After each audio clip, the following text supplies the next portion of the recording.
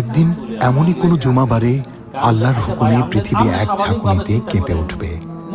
যেভাবে আজকের ভূমিকম্প মানুষকে ঘর বাড়ি, টাকা পয়সা, দালান সব ছেড়ে রাস্তায় বের করতে বাধ্য করেছে, সেই দিনও মানুষ ঠিক এমনভাবেই দৌড়াবে। সূরা জিলজালে আল্লাহ এই দৃশ্যের কথা আগেই বলে রেখেছেন। যখন পৃথিবী তার বোঝা বের করে দেবে, মানুষ বলবে, এ কি হচ্ছে?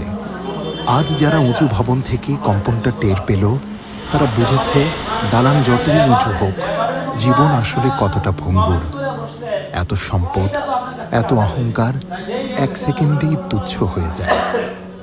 অদ্ভুত ব্যাপার হলো, ভয় কেটে গেলে মানুষ আবার আগের মতোই অন্যায় করতে শুরু করে।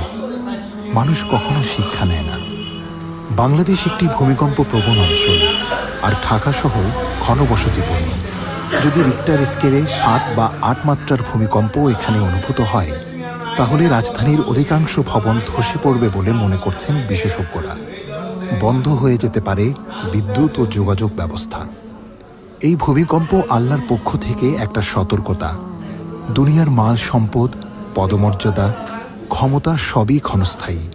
আজ যে ভয়টা মানুষের রাস্তায় নামিয়েছে, সেই ভয় যদি আমাদের হৃদয়কে আল্লাহর দিকে ফিরিয়ে দেয়, তাহলে সেটাও হবে আমাদের জন্য বড় প্রাপ্তি।